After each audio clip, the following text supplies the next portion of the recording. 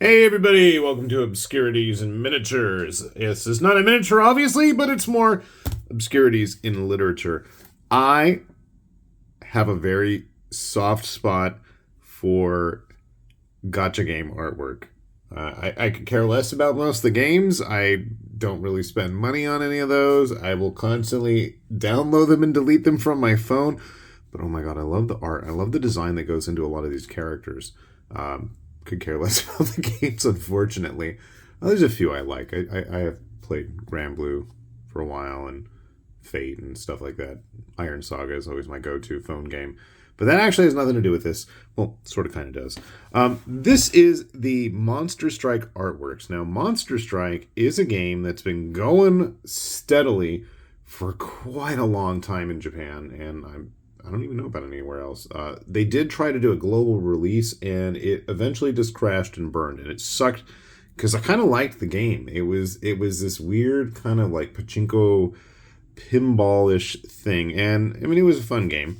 It was different, definitely different. But what really caught my eye was the artwork, and that's what this book is. And what's crazy is I don't recognize any of the stuff in this book, which is kind of sad. I don't know if most of it is probably just stuff that came out years after we got it in the US, but that's not actually why I wanted to review it.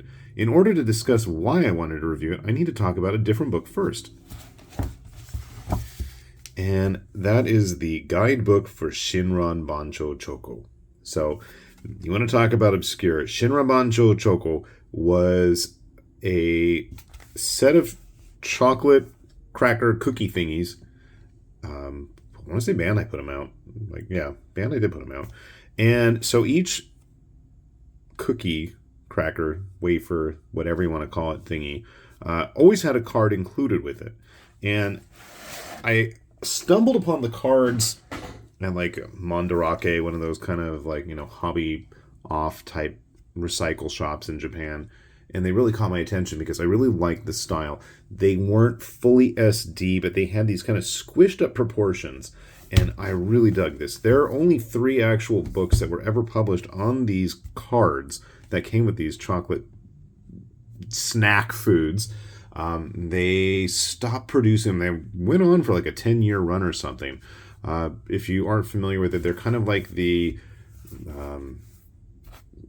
successors to the old Bikuriman chocos, which were another, big fad back in the 80s in Japan. Same kind of idea, cookie snack, chocolate crispy wafer thing with little stickers, but these are actually full on like plastic card things. And I had a stack of them, and I have no idea where they are because my son took them and he said he's going to find them eventually. But so I just stumbled across this at some bookstore in Japan once. And so you can see here, it's just very simple. This is about the actual card size, I'd say. They have a lot of holographic foil, special ones, obviously.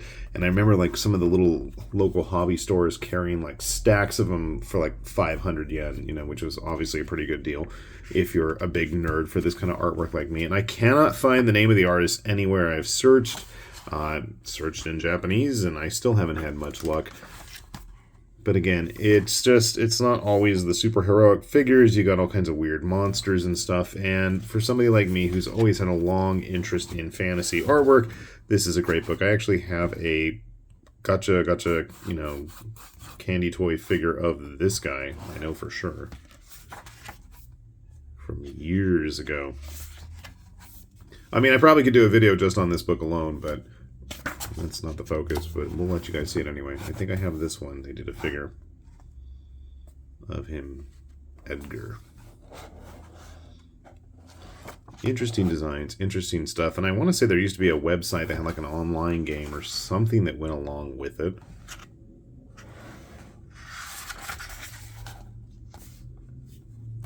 Then I believe there was a Card Station game that came out later on.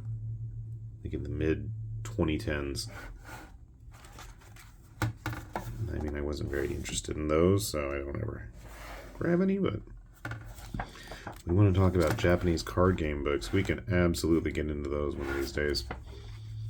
So again, really like this style. It was different. It had like this, kind of fantasy Buddhist flair to it, kind of like what reminded me of like Masamune Shiro's Orion comic, which was probably one of the very first manga books that I bought with my own money, if I want to date myself there. Then we get into the whole background. There's like a light novel with the characters. My son said it wasn't very interesting when I had tried to talk him into reading it. Got some quick manga in the back. Actually, the art style on this looks familiar as well. I'm going to have him dig me out the names of the actual artists. Let's see, I tore the cards out there. So what does that have to do with Monster Strike? Well, the actual artwork in Monster Strike is pretty strikingly similar. I don't think it's actually the same artist. And just popping this book open, I don't even think it's like the same artist doing that. You know, if you have a game like Grand Blue Fantasy, where a lot of the art is really consistent because you have the same core team working on it. But, you know, going through this, I can absolutely see some different styles on display here.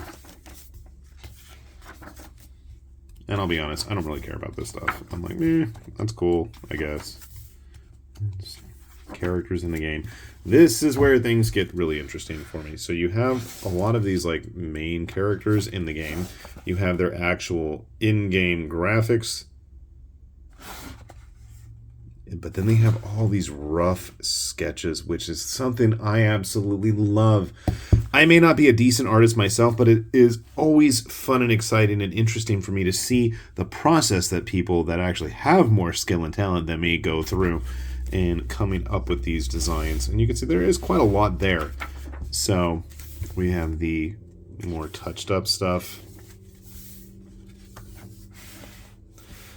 And so what little time I spent with the actual game Monster Strike, I really enjoyed, really dug the artwork. But I mean, this goes above and beyond, even like the Grand Blue books. I think I did a video on the Grand Blue Extra Archives, which have a lot of the background artwork. And again, you can see the very kind of SD inspired style. I mean, you have sample styles for the icons in the game. A lot of girly ones. Where's all the monsters? Give me the monsters. I know there were monsters. At least once upon a time in a game called Monster Strike, you would think you'd have some of those.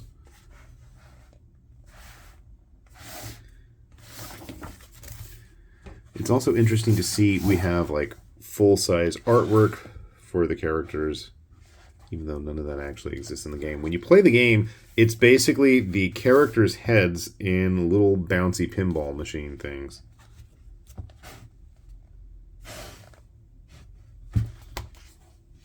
Okay, that's more what I want to see.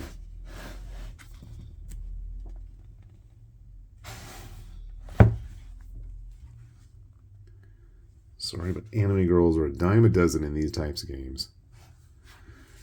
Something about the facial structure of these characters is what really strikes me as similar to the Shinrabancho Choco.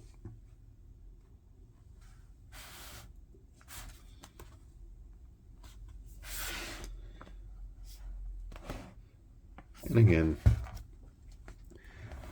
these type of games where there's, you know, new content on a weekly basis of multiple characters, it's just cool to see. I appreciate all the hard work that goes into it, and that's the thing. I would love to see these types of books more often. If for the only reason, the fact that, you know, a lot of this stuff, when these games shut down, it's gone. You're not going to be able to see any of this stuff anymore.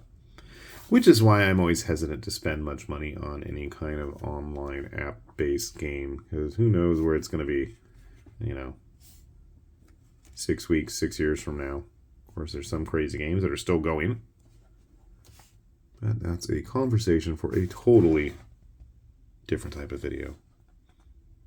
Definitely some funky designs in here. And I mean, I'm just skipping chunks. There's just page after page. This is a big book. Even these dudes look like Shinrabancho type guys.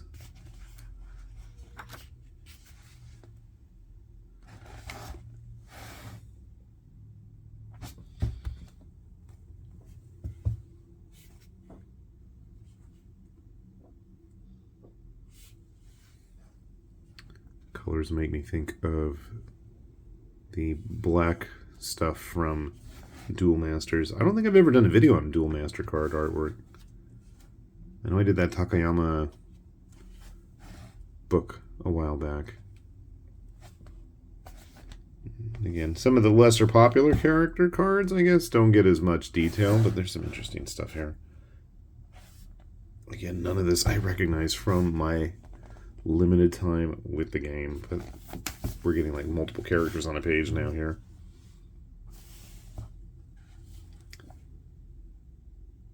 I wonder, I believe they did do a Brave Frontier. Brave Frontier was a game I spent far too much time playing back in the day when that first came out.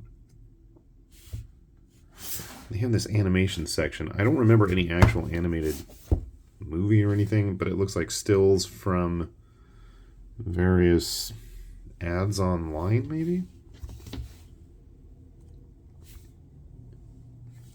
Maybe there was an anime and I just don't even know. Not that I would watch it, but, you know. Interesting that they even have a section on the banners from the game. These are guest banners, but I don't recognize like any of them. Where are they from? Nothing looks familiar to me. Oh well. So, something different. How many pages did this thing clock in at? Over 300. So you're going to get a lot of artwork if you're into just digging through these types of books, looking for inspiration, looking for new ideas. I definitely think it's a fun one in that regard, the Shinrabancho stuff as well, if I can figure out what direction. I just found out that there was a book put out only by Premium Bandai that had like all the behind-the-scenes sketchbook stuff. So that's my next mission, is to actually acquire that. I always like the art. I'll see if I can track down some of the original cards we have. There's actually a sequel series that they put out, I think like starting maybe 2020 or 21. I've seen the cards in the store, but they ain't cheap. It's like 300 yen or something for just, you know, the snack in one card. So it's not the most economically smart thing to do. I guess if you're going to buy a box and eat them every day or something. But you know what? There's plenty of hardcore people that do that kind of stuff. So who knows? Anyway, I'm rambling at this point, so I'm going to wrap things up. If you ever come across these, enjoy them. Let me know what you find, and I would love to see them too. With that said, this has been High Lord Tamerlane with Obscurities and Miniatures, saying thanks for watching, and we will see you back here soon. Bye-bye.